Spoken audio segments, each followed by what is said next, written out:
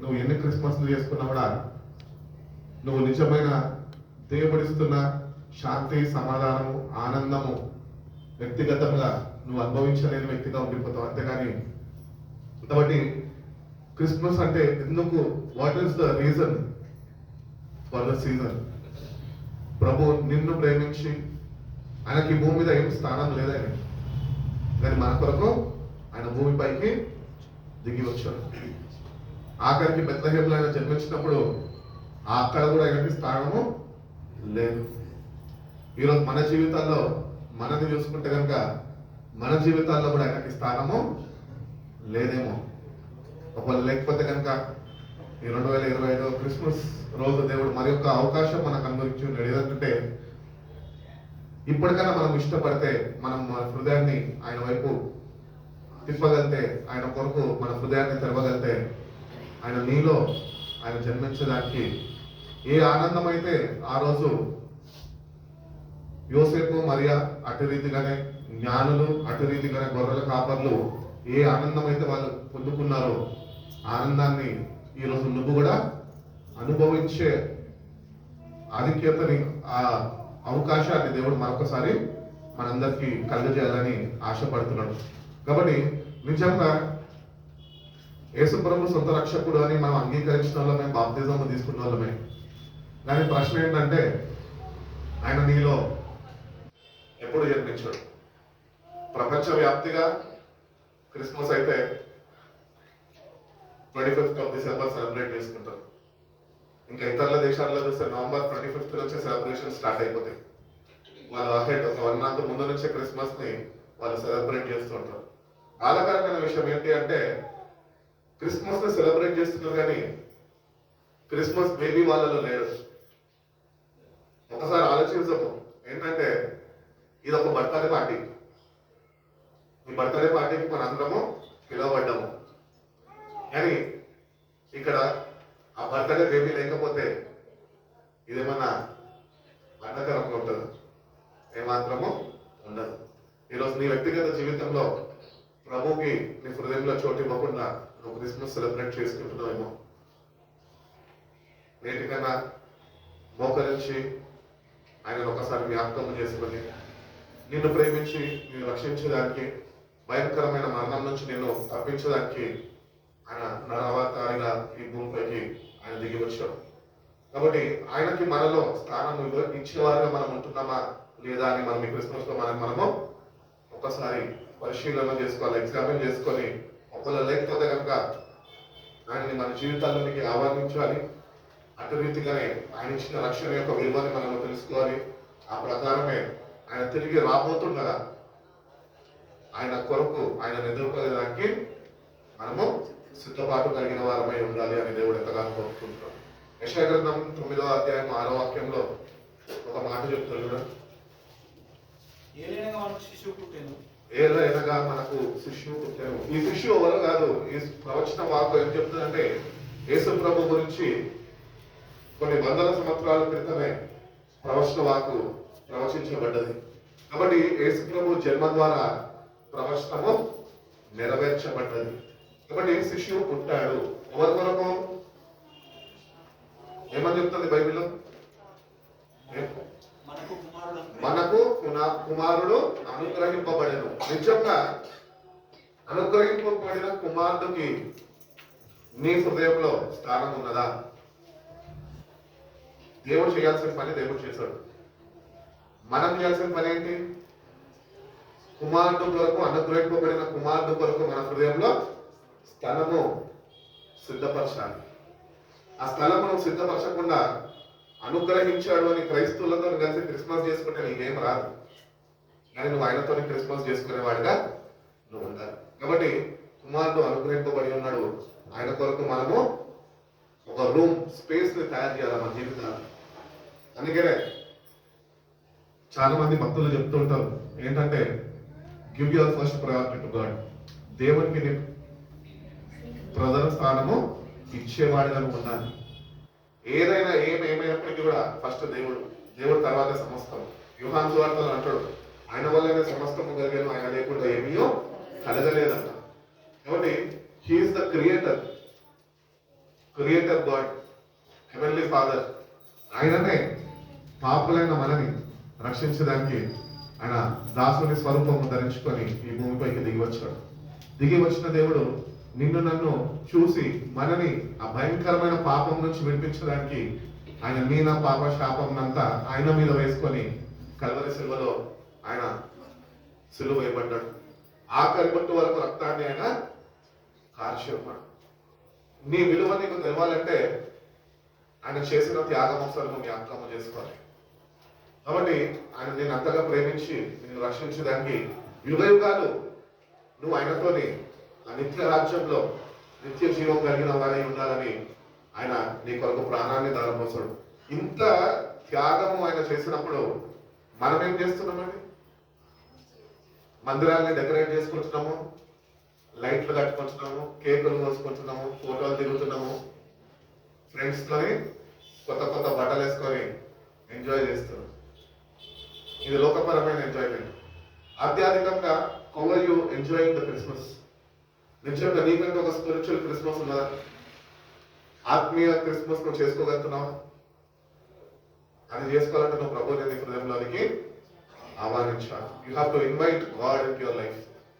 ప్రభు, ఇంతకాలం ఈ లోకంలో పడి నేను సచ్చి ఉన్నాను, ఫ్రెండ్స్ తో బిజీగా ఉన్నాను, కానీ ఈ క్రిస్మస్ నాడు నువ్వు నా కొరకు జన్మించావు, అనుగ్రహింపబడ్డావు కనుక ఈ క్రిస్మస్ కి నాయన నా హృదయాన్ని నేను నీకు తెరుస్తానయ్యా. నువ్వు వచ్చి నా జీవితంలో నా మీద ఆధిపత్యం చేసి నన్ను నడిపించయ్యా అని మన దేవుడిని అడిగితే కనుక దేవుడు తప్పక మనకి సహాయము చేస్తాను అంటున్నాడు. అటు రీతిగానే ఈ ప్రవచన వాకు చూసి ఉన్నాము. అటు రీతిగానే సెకండ్ ఏంటి అంటే సువార్తల్లోకి వచ్చినప్పుడు there is an announcement of God, announcement from the angels of God. ఆ చదువుతాం. లూకా సువార్త 2వ అధ్యాయం 11వ వాక్యం ఒకటి చదవండి. ఇప్పుడే చదివింది కదా.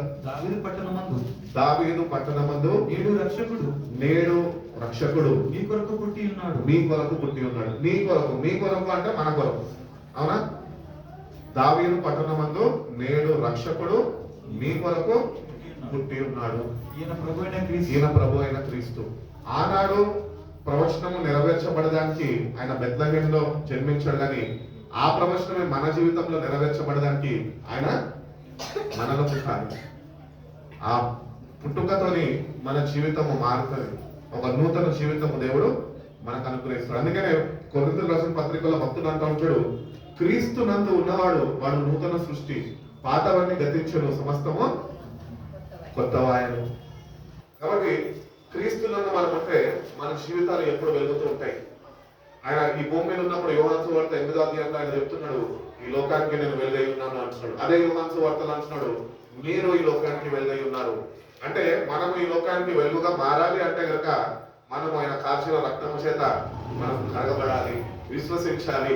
అటు రీతిగా మన జీవితాన్ని మనము ఆయనకి అంకితము చేయాలి. అప్పుడే నువ్వు ఈ లోకంలో ఒక వెలుగుగా జీవించేవాడుగా ఉండగలుగుతావు. ఈ లోకంలో నువ్వు వెలుగుగా ఉంటే నిన్ను బట్టి అనేకులు ఆ వెలుగు బాటలోనికి నడిపింపబడ్డారు. చీకటిలో కూర్చున్న ప్రజలంట ఏం వెలుగుని చూసారంట? గొప్ప వెలుగుని చూసారంట. ఈ వెలుగు ఎంత పెద్ద లైట్లు పెట్టుకున్నా కూడా వెలుగుని ఈ లోకం కనిపెట్టలేదు, కానీ ఆయన నీ కొరకు దిగి వచ్చిన వెలుగై ఉన్నాడు. నిన్ను వెలిగించాలని ఆశపడ్డాడు. నువ్వు ఆయన కొరకు వెలుగుతావని ఆశించి ఉన్నాడు. ఈరోజు క్రైస్తవులను పిలవడుతున్నాం, కానీ ఆయన దృష్టిలో మనం ఏమాత్రమో వెలిగేవారుగా లేవు. చీకటి కమ్ముకొని ఉన్నది మన జీవితాల్లో. ఆ చీకటిని తొలగించుకోవాలంటే కనుక నేడు మీ కొరకు రక్షకుడు పుట్టిన్నాడు. ఆయన ప్రభు అయిన యేసు వాక్యం తెలుస్తుంది. ఆయనని మన జీవితంలోనికి మనము ఆహ్వానించాలి. Lord, I invite you into my life. Lord, నువ్వు వచ్చి నా జీవితాన్ని నువ్వు బాగు చేయాలి, నన్ను వెలిగించేయాలి అని నువ్వు దేవుడిని అడిగినప్పుడు he will make you shine in this world. మన చదువులు కాదు మనని ప్రకాశింపజేస్తుంది ఈ భూమి మీద. మనని ఈ భూమి మీద మనం ప్రకాశించాలి, అనేకులు మనని బట్టి దేవుని దగ్గరికి రావాలంటే ఆయన మనని వెలిగించాలి. స్టవ్ అందరూ అంటిస్తారు కదా. చిన్నప్పుడు చిన్న పిల్లలు కూడా మమ్మీ ఎంత కిచెన్లో ఉన్నప్పుడు స్టవ్ వెలిగించమ్మా అంటే వెలిగిస్తారు. అటు రీతిగానే చర్చికి వస్తున్న నువ్వు ఆయన ద్వారా వెలిగింపబడ్డావా?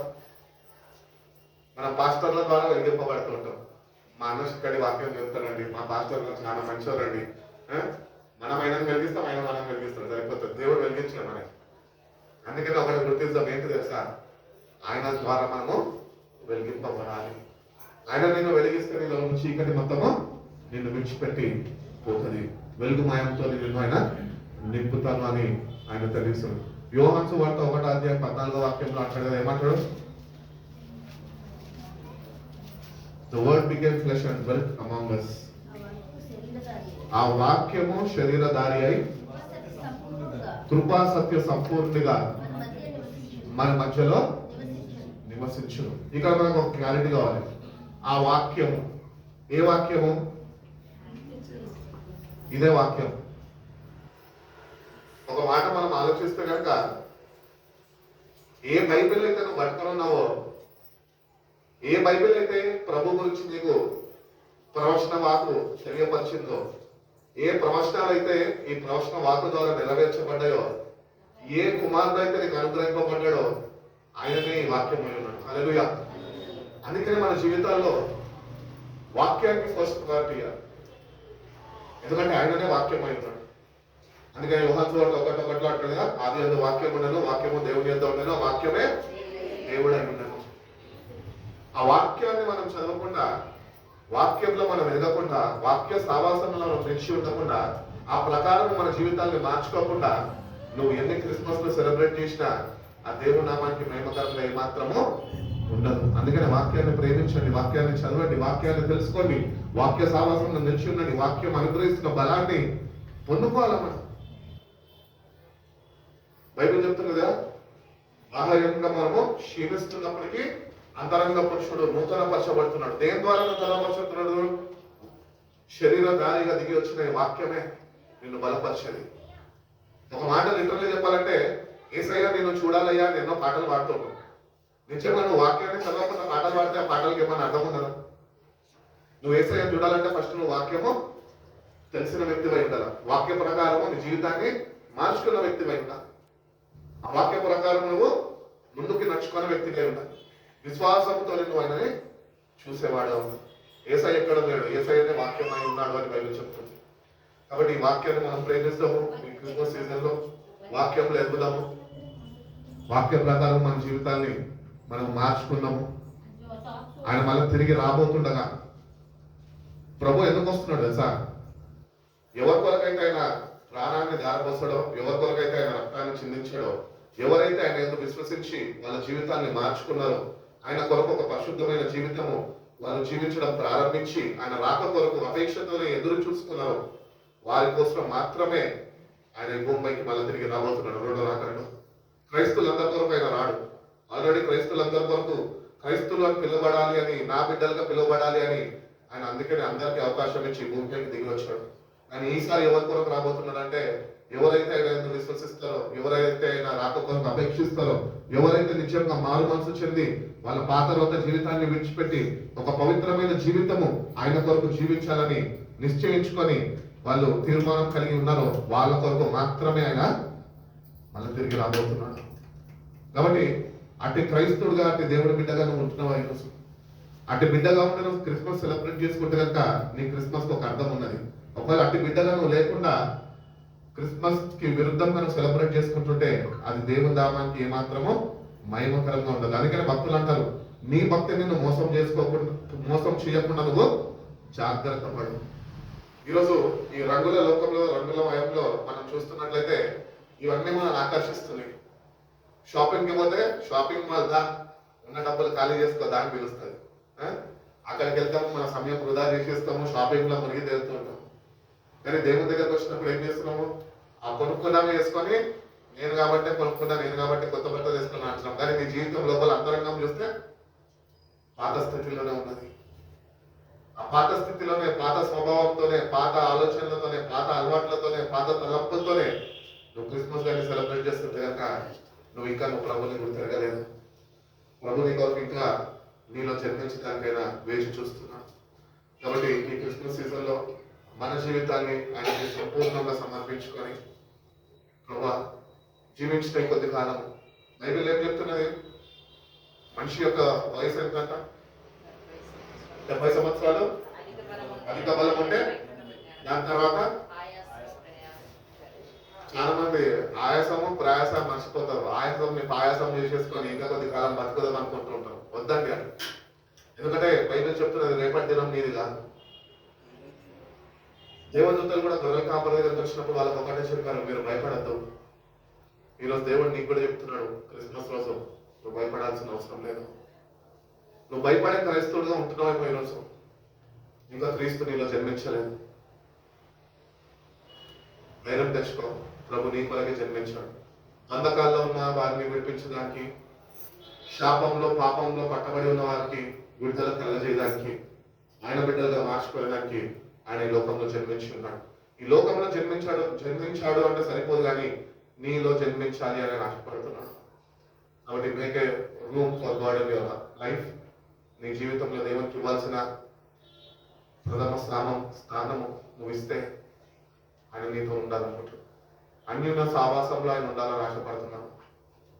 నువ్వు రోజు ఎటు రీతిగా అయితే నీ భర్తతోనో, నీ భార్యతోనో, నీ తల్లిదండ్రులతో ఎటు రీతిగా అయితే ఆ ప్రేమ అనురాగాలు సావాసంలో ఉంటావో అటు రీతిగానే ప్రభుత్వం నువ్వు ఉండాలని నేను ఆశపడుతున్నాను. నీలో నివసించాలని ఆయన ఆశపడుతున్నాను.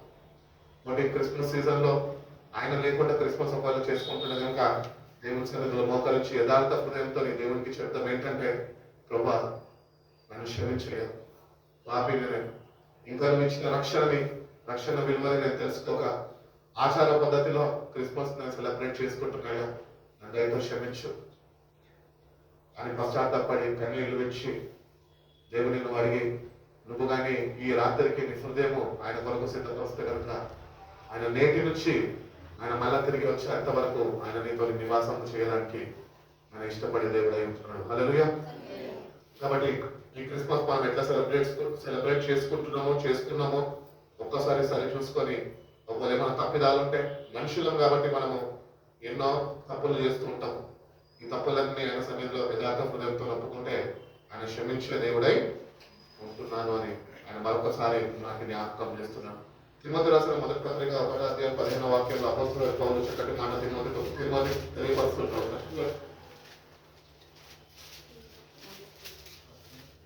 మొదటి తిమోతి రాసిన పత్రిక 1వ అధ్యాయం 15వ వాక్యం. పాపులను రక్షించుటకు క్రీస్తు యేసు లోకమునకు వచ్చిన వాక్యము నమ్మదగినది పూర్ణ అంగీకారమునకు యోగ్యమైనది అయి ఉన్నది. అట్టి వారిలో నేను ప్రధానుడను. కాబట్టి యేసుక్రీస్తు ప్రభువారు పాపుల కొరకు ఆయన ప్రాణము దారపోయేదానికి మాత్రమే భూమిపైకి వచ్చినాడు. కానీ ఈ జనరేషన్ లో మనం చూస్తున్నట్లయితే కనుక దేవుని దగ్గరికి రండి, దేవుడు మిమ్మల్ని ఆశీర్వదిస్తాడు. దేవుని దగ్గరికి రండి, దేవుడిని అప్పులన్నీ తీరుస్తాడు. దేవుని దగ్గరికి రండి, మీ ఉంటున్న ప్రాబ్లమ్స్ అన్నింటినీ సాల్వ్ చేస్తాడు అని ఎన్నెన్నో వింత బోధాలు చేస్తూ ఉంటారు. కానీ దేవుడు దేని గురించి వచ్చిన బైబిల్ చెప్తుందంటే, పాపి అయిన నీ కొరకు, పాప అయిన నా కొరకు ఆయన మరణించడానికి మాత్రమే వస్తున్నాడు. ఈ లోకము శాశ్వతం కాదు అని బైబిల్ చెప్తున్నది.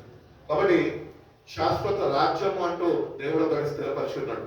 యోహాను సువార్త 14 అంటాడు, మీ హృదయాన్ని కలవరపడలేదు, నా తండ్రి ఇంకా అనేక గృహాలు ఉన్నాయి, నేను వెళ్ళి సిద్ధపరిచి నేను మళ్ళా నేనున్న స్థలంలో మీరు కూడా నాతోనే ఉండే లాగున నేను మళ్ళా తిరిగి వచ్చి నేను మిమ్మల్ని తీసుకొని వెళ్తా అంటున్నాడు. That is called eternal life. దేవుడు ఇచ్చేది, దేవుని రాజ్యంలోనికి మనని ఆయన పిలుచుకొని ఉన్నాడు. కాబట్టి ఈ లోకంలో నువ్వు పడి ఉండి లోకంలోనే దేవుడు ఆశీర్వదించాలని, లోకంలోనే నువ్వు మంచిగా ఎదగాలని, మంచిగా ఉన్నత స్థాయిలో ఉండాలని చెప్పి ఎప్పుడు ఆశించదు. ఎందుకంటే ఆయన దీనుడుగా వచ్చాడు. ఆయన ధనవంతుడు, కానీ మన కొరకు దరిద్రుడు ఆయన అని బైబిల్ చెప్తున్నాడు.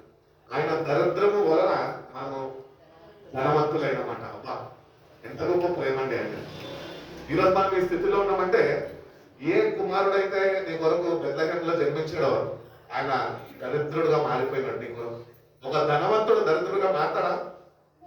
ఎక్కడ ఉందో చరిత్రలో ఎక్కడ లేదు. కానీ దేవుని వాక్యంలో సత్యము తెలియపరుస్తుంది. ఏంటంటే ఆయన ఐశ్వర్యాన్ని మొత్తం విడిచిపెట్టి పాపులైన మనని ప్రేమించి తను తాను రిక్తులుగా మార్చుకుని భూమి మీదకి వచ్చాడు. మన శాపంలో ఆయన మీద వేసుకున్నాడు. ఆయన పొందిన గాయాల చేత మనకి స్వస్థత ఉన్నదని వాక్యం సర్దిస్తుంది యెషయా 53. కాబట్టి ఆయన దగ్గరకు వచ్చిన మనము ఆయన గాయాల చేత మనము కట్టబడాలి, కడగబడాలి. ఆయన కార్చిన రక్తం చేత ప్రతిదినము మనం కడగబడాలి. కానీ క్రైస్తవులు ఏమనుకుంటుంటారంటే బాప్తిజం తీసేసుకోవడానికి అయిపోయింది, I don't care how ever I live, నేను ఎట్లా బతికినా ఫరక్ పడదు, నేను బాప్తిజం తీసేసుకున్నా, మాస్టర్ అన్న బాప్తిజం నాకు ఇచ్చేసిండు అంటే పాస్టర్ అన్న బాప్తిజం ఇస్తే పరలోక రాజ్యం దేవుడు నీకు ఇచ్చేస్తాడా? ఇయ్యడు. ఆయన కాల్చిన రక్తము చేత ప్రతిదినము నిన్ను నువ్వు సరి చూసుకోవాలి, వాక్యంతో సరితేలాలి, ప్రభుత్వాన్ని సావాసంలో నిలిచి ప్రభు పంపిన ఆత్మతో నడిపింపబడాలి.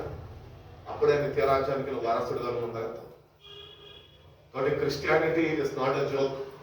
క్రైస్తవ్యం అంటే ఏదో ఆసామాసీగా తీసుకోవడం కాదు, చాలా కష్టం. పూలబాట కాదు, ముళ్ళబాట. ఇది నడవాలి. ప్రభు అనుభవించాడు శ్రమలు. అపోస్తులైన పౌలు చెప్తూ ఉంటాడు, క్రీస్తు యొక్క శ్రమలలో మీరు పాలిభాగస్తులై ఉండాలి అంటున్నాడు. ఈరోజు నిజంగా are you suffering for the gospel of God? దేవుని వాక్యం కొరకు నువ్వు శ్రమిస్తున్నావా? దేవుని వాక్యము తెలియని వారి దగ్గరికి వెళ్ళి ఆ వాక్యాన్ని అందింపజేసి దేవుడు అనుగ్రహిస్తున్న ఉచితమైన రక్షణని వాళ్ళకి తెలియపరిచే రక్షణ మాటలను నడిపిస్తున్నావా? ఏది నీ వంతు నువ్వు ఏం చేస్తున్నావు? దేవుడు ప్రతి ఒక్కరికి అవకాశం ఇచ్చి ఉన్నాడు, కానీ మేము ఇవన్నీ చేయము. వస్తాము, కూర్చుంటాము, వింటాము, వెళ్ళిపోతాము. ఒకరోజు తీర్పు దినం అనేది ఒకటి ఉన్నది, దానిలో ప్రతి ఒక్కటి నువ్వు ఆయనకి లెక్క చెప్పాలి. ఈ క్రిస్మస్ సీజన్ దేవుడు మనకి ఇచ్చడం, ఈ సీజన్ ఒక్కసారి, this season is not only to celebrate. Christmas అంటే ఏంటి తెలుసా? It is not only a season of celebration, but it is a time of deep convictions. లోతైన పశ్చాత్తాపము ప్రతి ఒక్క క్రైస్తవుడికి కావాలి. ప్రతి ఒక్క క్రైస్తవుడు పాపి అని గుర్తించి మార్పు చెంది ప్రభు దగ్గరికి వాడు చేరాలి. ఆ ప్రభు దగ్గరికి చేరితేనే నిజమైన మారు మనసు అనే దేవుడిని అనుగ్రహించగలుగుతాడు. కాబట్టి క్రిస్మస్ సీజన్ లో సెలబ్రేషన్స్ లో మునిగిపోయి సంతోషం ఉండడం కాదు, నిన్ను ఒకసారి సరి చూసుకో. ఆయన ఎవరైతే నీ కొరకు జన్మించాడో, ఆయన నీ కొరకు ప్రాణం దారపోసాడో ఒకసారి గుర్తించు, జ్ఞాపకం చేసుకో. ఆ డీప్ కన్విక్షన్ ఇవ్వాలి ఆ దేవుడు నీకు. ఆ కన్విక్షన్ లేకపోతే you will be not under the control of God. Conviction comes through the Holy Spirit. పరిశుద్ధాత్మ దేవుడి ద్వారా ఒప్పుదల అనేది వస్తుంది. పరిశుద్ధాత్మ దేవుడు ఏం చేస్తున్నాడు? బైబిల్ చెప్తున్నది పాపములను ఒప్పింప చేస్తాడట. We don't accept, we don't feel free to confess our sins. మన పాపాలు ఒప్పుకోవడానికి ఇష్టపడం. మననే చూసుకుంటే భార్య కానీ భర్త కానీ అక్కడ ఏమైనా పెట్టి అతను తీసినావా అంటే తీసి ఉంటుంది, కానీ నాకు తెలియదు. సింపుల్ గా చిన్నప్పటి నుంచి అలవాటు అయిపోయింది కదా. పోయమ్స్ కూడా చదువుకున్నాం కదా, నర్సరీ రైమ్స్ చిన్నప్పటి నుంచే నేర్చుకున్నాం. ఏం నేర్చుకున్నాం? అబద్ధాలు నేర్చుకున్నాం. ఎందుకు? Johnny Johnny yes papa, eating sugar no papa, telling lies no papa, open your mouth. మన జీవితాలు కూడా అట్లే ఉన్నాయి. ఏదో ఆషామాషిగా పాపాలు చేసేస్తున్నాము, దేవుడా దేవుడా అంటూ దేవుడిని పరిశుద్ధులని ఆరాధించేస్తున్నాము. ఎక్కడ పోతున్నది నీ జీవితం? నీ జీవితం అసలు అర్థం ఉన్నదా?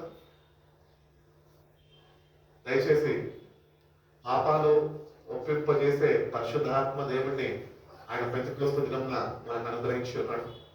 ఎందరైతే ఆసక్తితోని వాళ్ళు మేడగదిలో ప్రభు మాటకి విధేయత చూపిన వారై వాళ్ళు లోబడి పైనుంచి వచ్చే శక్తి కొరకు వాళ్ళ 120 days వెయిట్ చేసినారు, వాళ్ళు పరిశుద్ధాత్మతో నింపబడ్డారు. ఈరోజు మన బాధ్యత కూడా ఉన్నది. ఏంటి అంటే ఆ పరిశుద్ధాత్మతో నేను నింపబడితే నేను పాపాలను ఒప్పుకోగలుగుతావు. అది నేను ఒప్పింపజేస్తుంది. ఆయన సావాసంలో నువ్వు నిలిచి ఉంటేనే నీకు ఆ లోతైన పశ్చాత్తాపము అనేది దేవుడు తన పరిశుద్ధాత్మ ద్వారా, వాక్యం ద్వారా ఆయన అనుగ్రహిస్తాడు. ఎప్పుడైతే వాక్యము, నీ ప్రార్థన, నీ ఒప్పుదల ప్లస్ ఈ పరిశుద్ధాత్మ దేవుడు అందరూ ఏకమైతారో అప్పుడు నువ్వు సిలువకి దగ్గర అవుతావు. హల్లెలూయా. కాబట్టి మన క్రైస్తవులకు అందరికి ఉన్న ఒక పెద్ద బలహీనత ఏంటి తెలుసా? గుడ్ ఫ్రైడే వస్తే ఏడవాలి, ఈస్టర్ రాగానే నవ్వాలి, క్రిస్మస్ రాగానే సంతోషంగా ఉండాలి. ఈ సంతోషం ఎన్ని రోజులు ఉంటుంది మన జీవితంలో? 2026 January 1 ఈవినింగ్ వరకు మాత్రమే ఉంటుంది. దాని తర్వాత లైట్లు ఆఫ్, చర్చిలు ఆఫ్, అన్ని బంద్, ఓన్లీ వీక్ లో ఆరాధన మాత్రమే ఉంటుంది.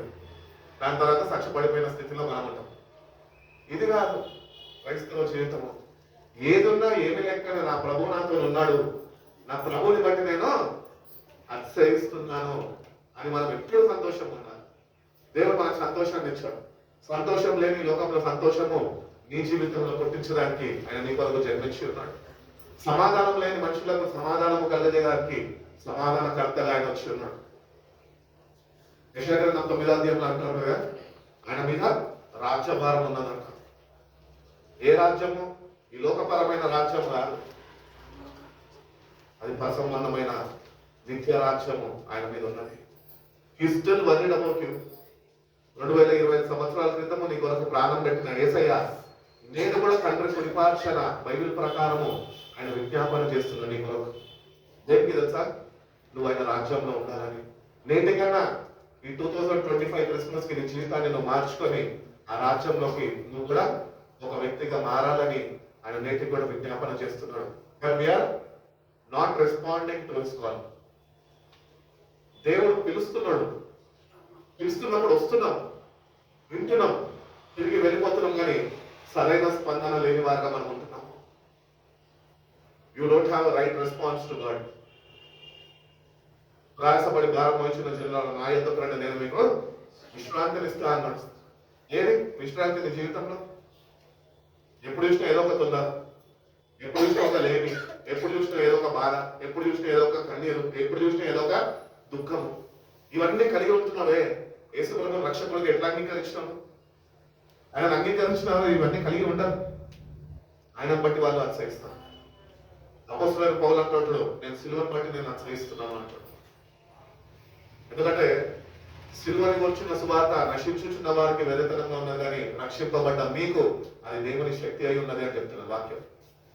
నశించుచున్న వారు ఎవరు అంటే నామకార్థ బాప్తిజము తీసుకొని నామకార్థ క్రైస్తవులుగా బతుకుతున్న వారు వెర్రివారు.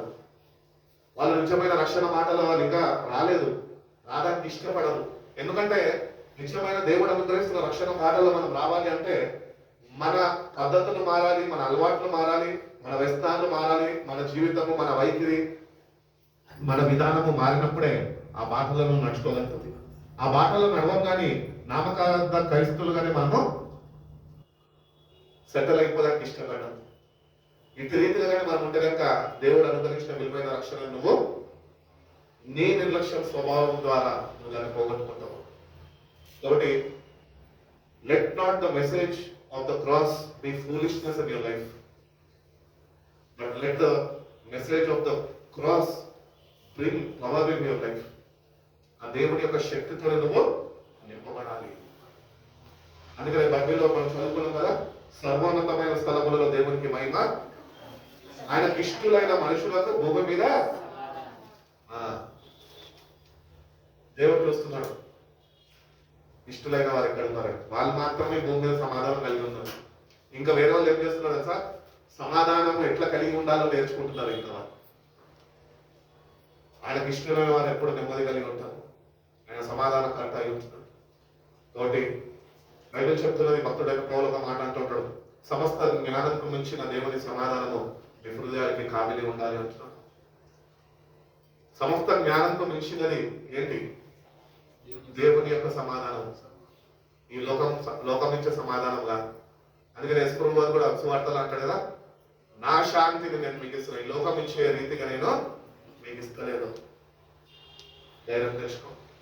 ప్రభు నీ కొరకే జన్మించడం, నీ కొరకే మరణించడం, నీ కొరకు స్థలం సిద్ధపరచడం, నిన్ను సిద్ధపరిచి ఆయన రాజ్యంలో చేర్చుకోవడానికి ఆ సమయం ఆసీనమైంది. ప్రభు త్వరగా రాబోతున్నాడు బైబిల్ చెప్తున్నది. చిన్ననాటి నుంచి చెప్తున్నారు. మా మమ్మీ వాళ్ళ కాలం నుంచి, చిన్ననాటి నుంచి, నా మీద చిన్నప్పటి నుంచి చెప్తున్నారండి. ఏమని చెప్తున్నారు? త్వరగా వస్తాడు. ఆయన వచ్చేటట్టుగా, కానీ మన జీవితాన్ని మార్చుకోక మనమే త్వరగా పోతున్నాం. ఇది మన బతుకులు. దేవుడు నిర్మించిన ఆయుష్ కాలము మనం బ్రతకలేని వారిగా పాపంలో, శాపంలో కొట్టుమిట్టాడుతూ మన జీవితానికి ముగింపు పలుకునే వారిగా మనం ఉంటున్నాము. ఎందుకు తెలుసా ఇవన్నీ జరుగుతున్నాయి మనుషుల జీవితాల్లో? దేవుని వాక్యంకి విధేయత చూపక, దేవుని మాటకి లోపలక వాళ్ళే దేవుడు అనుగ్రహించిన రక్షణని కాలు అనుకొని నిత్య నాశనానికి వాళ్ళు వెళ్ళిపోతున్నాం. కాబట్టి అట్టి వారుగా మనం ఉంటే కనుక మన జీవితాన్ని దయచేసి మార్చుకుందాం. మార్చుకొని ప్రభు అనుగ్రహించిన ఈ రక్షణని మనం పొందుకొని దాన్ని నిర్లక్ష్యం చేసిన వారై ఉంటే కనుక ఈరోజు ప్రభా నిర్లక్ష్య స్వభావంతో నేను నీ దగ్గరకు వచ్చాను, నన్ను దయతో క్షమించు, నన్ను మరొకసారి చేర్చుకో ప్రభా. నా జీవితంలో నీ కొరకు నేను స్థలం సిద్ధపరుస్తాను. నిజమైన క్రిస్మస్ నేను సెలబ్రేట్ చేసుకొని నువ్వు నాకు అనుగ్రహించిన రక్షణ ఆనందాన్ని నేను ప్రభా ఈ భూమి మీద ఉన్నప్పుడే బ్రతికిన కాలంలో అనుభవించుకొని కృపను నాకు దయచేయి అని దేవుడిని అడిగితే కనుక దేవుడు తప్పక సహాయం చేస్తాను అని ఆయన సెలవిస్తున్నాను. కాబట్టి దేవుని రాజ్యం ఎక్కడ ఉన్నదంట? మన మధ్యలోనే ఉన్నది. ఎంతమంది నిజంగా దేవుని రాజ్యాన్ని అనుభవించే వారుగా ఉంటున్నాం? చర్చ్ కాంగ్రిగేషన్ అనుభవిస్తున్నాం. అందుకని మన చర్చలను పిలుచుకుంటాం, చెప్పుకుంటాం, మా చర్చ్ అంటే చాలా బాగుంటుందండి అంటాం. నువ్వు చర్చ సావాసంలో ఉంటున్నావు అంటే దేవుని సావాసంలో లేవు నువ్వు. కానీ దేవుడు ఏం కోరుకుంటున్నాడు తెలుసా? ఎక్కడ ఇద్దరు ముగ్గురు నా నామంలో ఉంటారో వాళ్ళ మధ్యలో నేనుంటా అంటున్నాను. ఇక్కడికి వచ్చి నువ్వు చర్చ సావాసంలో బలపడ్డావు కాదు, కానీ నువ్వు ఆయనలో బలపడాలి. ఆయన నేను గుర్తెరగాలి, ఆయన నువ్వు మంచిగా సంచరిస్తున్నాడో నువ్వు గుర్తించాలి. ఇప్పుడు ఏసై ఇక్కడ ఉన్నాడు, ఎంతమంది చూస్తున్నారు? ఆయన ఎట్లున్నాడు? ఒక మాట చెప్పండి. ఆత్మస్వరూపిగా ఉన్నాడు, వాక్య స్వరూపిగా ఉన్నాడు, ఇంకా వెలుగుగా ఉన్నాడు. ఆ వెలుగుగా ఎందుకైనా ఉంటున్నాడంటే నేటికి కూడా నేను చీకటి బ్రతుకొని వెలిగించడానికి. వాటికి ప్రభు చేత వెలిగింపబడు. అటు రీతిగానే క్రిస్మస్ లో కేవలము ఆయన జన్మం గురించి మనము ధ్యానం చేయడం కాదు, కానీ క్రైస్తవుడు ప్రతి ఒక్కరు మన హృదయంలో నాటుకోవాలి. ఏంటి అంటే ప్రభు పుట్టింది పాపి అయిన నా కొరకే, ప్రభు మరణించింది నన్ను రక్షించడానికే. అంత మాత్రమే కాక ప్రభు సిద్ధపరిచిన రాజ్యము నా కొరకే. మళ్ళా ప్రభు తిరిగి రాబోతున్నాడు. ఎవరి కొరకు? నీ కొరకు కాదు, నా కొరకే అని అది నీ హృదయంలో నాటుకోవాలి. అటు విశ్వాసంలో నువ్వు ఎదగాలి, అటు ప్రభుత్వ సహవాసంలో నువ్వు బలపరచబడి ముందుకు నడిపించబడాలి. కాబట్టి ఈ క్రిస్మస్ సీజన్ లో ఎవరినైనా క్షమించలేని వాడుగా నువ్వు ఉంటున్నావేమో, ఎవరితోనైనా ఇంకా తగాదాలు పెట్టుకొని ఉంటున్నావేమో, నెమ్మది లేకుండా నీ కుటుంబంతో నువ్వు ఉంటున్నావేమో. కానీ ఆయన సమాధానకర్తగా నీ కొరకు ఈ భూమిపై జన్మించాడు. నేడు నీలో జన్మించాలని ఆశపడుతున్నాడు. కాబట్టి నువ్వు ఒక తీర్మానము చేసుకొని ఆయనని కానీ నీ హృదయంలో ఈరోజు ఆహ్వానించుకుంటే కనుక నీ కుటుంబంలో, నీ జీవితంలో నెమ్మది లేని బ్రతుకులలో ఆయన నెమ్మదిని అనుగ్రహిస్తాడు. ఆయన రక్షణ ఆనందంతోనే మనం నింపి బలపరిచి నడిపిస్తాడు. దేవుడు ప్రతి కృప మన అందరికీ అనుగ్రహించి మనం బలపరిచి నడిపించిన గాక. కళ్ళు మూసుకున్నాం, చిన్న ప్రార్థన చేసుకున్నాం. పరిశుద్ధుడా, ప్రేమ కలిగిన శ్రేయ గొప్ప తండ్రి మమ్మల్ని ఎంతగానో ప్రేమించి ప్రభా, 2025 సంవత్సరంలోనైనా మరొకసారి ప్రభా నీ జన్మదినాన్నినైనా మేమునైనా జ్ఞాపకం చేసుకోవడానికి ప్రభా ఇటు రీతిగా మమ్మల్ని అందరినైనా ఈ ఈవినింగ్ సర్వీస్ కి మేము నడిపించిన విధానం బట్టి మీకు స్తోత్రాలు ప్రభా. అవును ప్రభా, మా కొరకు ఒక కుమారుడు అనుగ్రహింపబడ్డాడు, కానీ నైనా ఆయన కొరకు మేము మా జీవితాల్లోనైనా స్థలము సిద్ధపరచలేని వారిగా మేము ఉంటున్నాం. మమ్మల్ని ఒకసారి జ్ఞాపకం చేసుకోండి. పాపల కొరకేదైనా నువ్వు ఈ లోకంలో దిగొచ్చామని వాక్యం సెలవిస్తున్నాయి. నా కొరకే నువ్వు దిగి వచ్చావని నేను విశ్వసించే విశ్వాసాన్ని నాలో పుట్టించండి ప్రభా. మీరు కాచిన రక్తం చేత నాను పవిత్రపరచబడి ప్రభా, కడగబడి ప్రభా, మీరు అనుగ్రహిస్తున్న పరిశుద్ధాత్మ శక్తితో నేను ముద్రింపబడి నింపబడి నీ బిడ్డలుగా ప్రభా ఈ లోకంలో జ్యోతుల వల్ల వెలిగే కృపను మా ప్రతి ఒక్కరికి మేము దయచేయండి ప్రభా. ఈ క్రిస్మస్ యొక్క శాంతి సందేహము ప్రభా మా జీవితాల ద్వారానైనా అనేకులు తెలుసుకొని ప్రభా వాళ్ళు కూడా ప్రభా నేను రక్షకుడుగా అంగీకరించే వారుగా ప్రభా ప్రతి ఒక్కరినైనా నీ చేతుల విలువైన పాత్రలుగానైనా మీరు వాడుకుంటున్నామని అడుగుతున్నాం తండ్రి. ఈ క్రిస్మస్ న్యూ ఇయర్ సెలబ్రేషన్స్ లో మేము ఉంటుండగా ప్రభా మా ఫ్రెండ్స్ తో మేము ఎక్కువ సమయం మేము గడపగా ప్రభా మీ సన్నిధిలోనైనా ఎక్కువ సమయము నైనా మేము గడుపుతూ ప్రభా సంవత్సరం మొత్తం మమ్మల్ని ఎట్టి రీతిగా మీరు కాచి కాపాడరు అవన్నీ తలపోసుకుంటూ ప్రభా హృదయం మీ పాదాల దగ్గర కుమ్మరించే వారుగా ప్రభా మీ అమూల్యమైన సహాయం మాకు అనుగ్రహించండి. మా జీవితాల్లో ఒక మార్పు కలిగజేయండి. నూతన సంవత్సరంలో వెళ్తుండగా ప్రభా పాత స్థితిలోనే మేము ఉండకుండా ప్రభా నూతన స్థాయిలోనికి నేను మేము నడిపింపబడే కృపను ప్రతి ఒక్కరికి మీరు చేయండి. వాక్య సావాసము ప్రార్థనలో పట్టుదలనైనా మాకు నేర్పించండి. మీతో సమయం ఎట్టి రీతిగా మేము గడపాలో ప్రభా మీరు మాకు నేర్పించండి. మమ్మల్ని మీరు బలపరచండి. అది దేవుని శక్తి అయి ఉన్నది అని చెప్తున్నాం. సిల్వర్ గురించిన సువార్త నశించిన వారికి విపరీతంగా ఉన్నది కానీ ప్రభా మాకైతే అది దేవుని శక్తి అయి ఉన్నది కనుక నీకు స్తోత్రాలు ప్రభా. ఆ శక్తితోని ప్రభా అనుదినము ప్రభా మేము బలపరచబడుతూ నింపబడుతూ ఆ శక్తిని ప్రభా మేము కలిగిన ఆ శక్తి ద్వారానైనా అనేకలకి నేను రక్షణ స్వార్థ అందించిన వారుగా ప్రభా మా ప్రతి ఒక్కరినైనా నేను తీర్చిదిద్దుతున్నాను. మనకి వచ్చిన ప్రతి ఒక్క బిడ్డని బట్టి నీకు వందనాలు ప్రభా. బిడ్డలైనా మీరు జ్ఞాపకం చేసుకున్నారు, మరొక తరుణాన్ని బిడ్డలకు మీరు అనుగ్రహించారు. ఈ రీతిగా ప్రభా వచ్చి ప్రభా నీ మందిరావరణంలో ప్రభా నీ మాటలు వినడానికి ప్రభా బిడ్డలు మీరు నడిపించిన విధానం బట్టి మీకు స్తోత్రం. అనేక దీవెన ఆశీర్వాదాలతో బిడ్డలు మీరు తృప్తిపరిచమయ్యా. వాళ్ళ కుటుంబాన్ని మీరు జ్ఞాపకం చేసుకోండి ప్రభా. ఏ పరిస్థితులు కూడా వాళ్ళు వచ్చినారో ప్రభా సర్వం ఎరిగిన దేవుడు మీరే కనుకనైనా నీ ఆకాశం వాకెట్లు వేసి ప్రభా నీ సర్వ సమృద్ధినైనా వాళ్ళ జీవితాల్లో కుమ్మరించినయ్యా. పొందుకునే కృపను ఆ బిడ్డకి దయచేసి నేను బిడ్డ జీవితం ద్వారా మీరే ఘనతమైన ప్రభావం పొందుకుంటున్నాం. ఇచ్చిన ఈ శ్రేష్టమైన సమయాన్ని ఈ దినాన్ని బట్టి నీకు వందనాలు చెల్లిస్తూ నీ జన్మను బట్టినైనా రక్షణ మాకు అనుగ్రహింపబడ్డదని మేము గుర్తించి మరొకసారి మా జీవితాన్ని ప్రభా నీ చేతులకు మేము సమర్పిస్తూ యేసయ్య పరిశుద్ధ నామంలో ప్రార్థన వేడుకుంటున్నాం ప్రభా తండ్రి. ఆమేన్.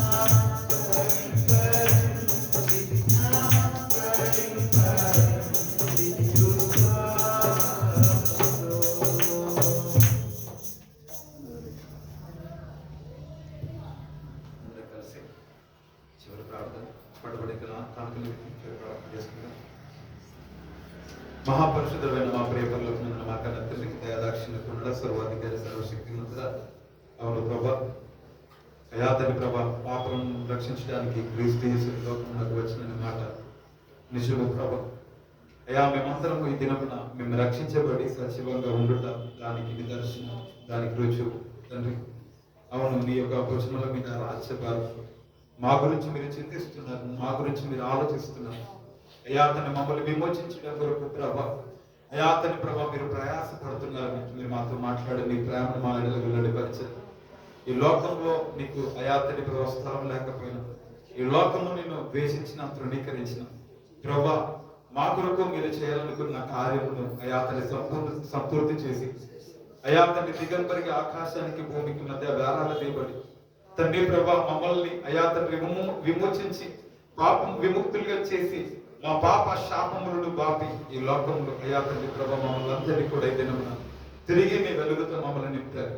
అవును ప్రభా, అయా చీకట్లో ఉన్న వారు, అయా అతని మరణ ఛాయలో ఉన్న వారు గొప్ప వెలుగును చూస్తారని వాక్యం సెలవిస్తున్నట్టుగా ఇవ్వదండి ప్రభా నశించిన అయా అతని నశించిపోతున్న జీవితాలు గొప్ప వెలుగులో ఈ దినమున మేమందరం ఉన్నాం.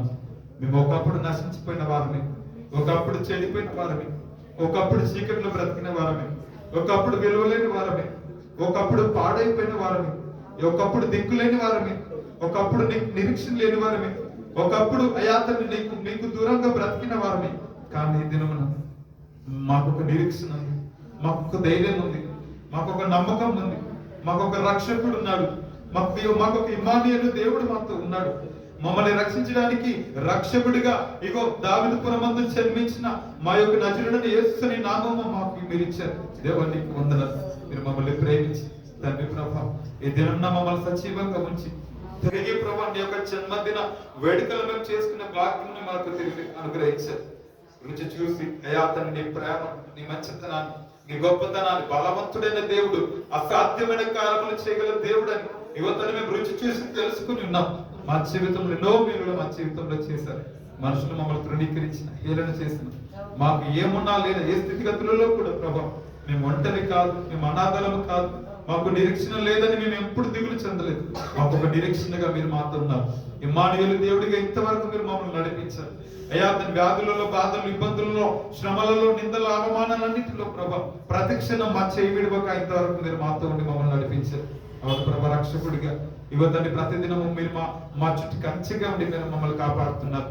అయాతని ప్రభా, అయాతని మీకు అయిష్టమైన కార్యములు చేసి బలహీనమైనప్పుడు ప్రభా మీరు మమ్మల్ని కనికరించి క్షమించి తిరిగి సరిదిద్దుతూ అయా మా చేపట్టుకుని ఇంతవరకు మీరు నడిపించారు. ఇక ముందు కూడా మా జీవితాన్ని నడిపిస్తారని మేము నమ్ముతున్నాం. నీ వెలుగులో మమ్మల్ని నింపండి. అతను ఏదైనా మీకు ఆయాస్కరమైన మార్గాలు ఉంటే యువతని మమ్మల్ని మన్నించండి, క్షమించండి. నిజమైన పశ్చాత్తాపంలో, నిజమైన మార్పులోకి వెళ్ళి మేమందరం కూడా ఇవి సంతోషంగా అయా మిమ్మల్ని సంతోషపెట్టే బిడ్డలుగా, అయా మీలో మేము హర్షించే వ్యక్తులుగా, అయా మీ యందు మేము సంతోషిస్తూ మీరు మా యందు సంతోషించినట్లుగా, మేము నీలో ఉంటున్నట్లుగా మీరు మాలో ఉంటున్నట్లుగా ఏకమై జీవించి కృపణ భాగ్యం మాకు దయచేయండి. యువతని ప్రభా దినములు గడుస్తున్నాయి, సంవత్సరములు గతించిపోతున్నాయి, పండుగలు గతించిపోతున్నాయి. ఈ తండ్రి ప్రభా తిరిగి మా జీవితంలో మార్పు లేకపోతే మా జీవితం విలువలేదని మీరు మాతో మాట్లాడారు. తండ్రి ప్రభా మీరు అక్కడ సమీపమే ఉన్నది ప్రభా, మేమందరం మమ్మల్ని సిద్ధపరచండి, మళ్ళీ బలహీనతను తొలగించండి. అయ్యా తండ్రి ప్రభా మేము ఒకరు జయించలేని బలహీనతలు ఉంటే ప్రభా ఈ రాత్రి సహాయాన్ని కోరుతూ మమ్మల్ని మన్నించి మాకు సహాయం చేయండి. ప్రతి విధ బలహీనతలను నుంచి మేము విడుదల పొందడానికి అయ్యా అతని విమోచన కూడా నీ రక్తం చేత మమ్మల్ని కడిగి అయ్యా పవిత్రపరచమని ప్రార్థిస్తుంది. ఇవన్నీ మేమందరము కూడా తిరిగి మా కుటుంబాలకు వెళ్తుండగా మాకు మీరు తోడుగుండమని చేతులు చాపి అయ్యా అతని సన్నిధికి ప్రభా చేతులు చాపించిన గుప్పులు విప్పి ప్రతి బిడ్డను ఆశీర్వదించండి, దీవించండి. నిరంతర ప్రతిఫలం వారికి దయచండి, వాళ్ళ ప్రతి అక్కర్లు తీర్చండి. భూమి మీద ఇష్టమైన వారికి సమాధానం అంటే ప్రతి బిడ్డ జీవితంలో మీ సమాధానంతో నింపబడుదురు గాక, మీ శాంతి ప్రతి బిడ్డ జీవితంలో ఉండదు గాక.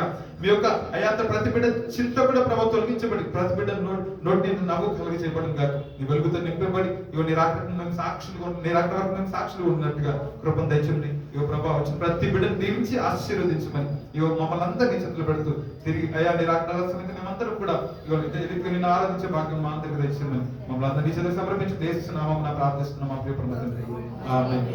పరలోకమందు నా మాట నీ నామం పరిశుద్ధపరచబడుగా, నీ రాజ్యం వచ్చుగా, నీ చిత్త పరలోకమందు నెరవేర్చినట్లు భూమి అందు నెరవేర్చుగా. మా దినహారం నేను మాకు దయచేసి వాడు అపరాధం చేసిన వారు నీ సూచించిన ప్రకారం మా అపరాధం క్షమించు, శోధనలే కలుసుకుని తప్పించు. ఎందుకంటే రాజ్యం, శక్తి, మహిమ నిరంతరం నీవే నావు తండ్రి. ఆమేన్.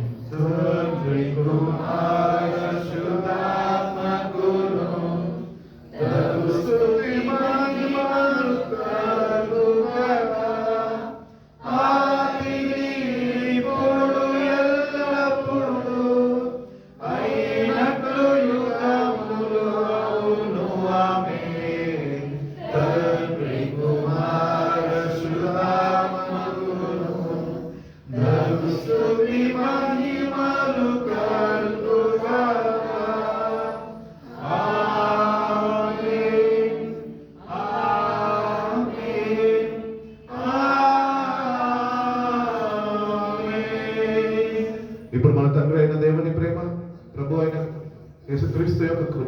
పరిశుద్ధాత్మ దేవుని యొక్క నిత్య అన్యోన్య సహవాసం సన్నిధి సమాధానము మనకు మన కుటుంబానికి రాకడ పర్యంతం తోడుగా ఉండి మనని బలపరిచి నడిపించును గాక. ప్రభు అందరికీ వందనాలండి. Wish you happy Christmas once again to you and your family. మా కేక్ పీసెస్ ఇక్కడ తీసుకోవాలండి.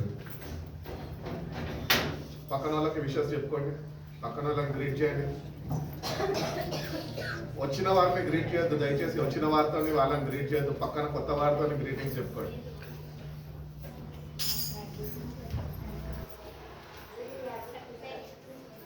Hi Juitha, happy Christmas.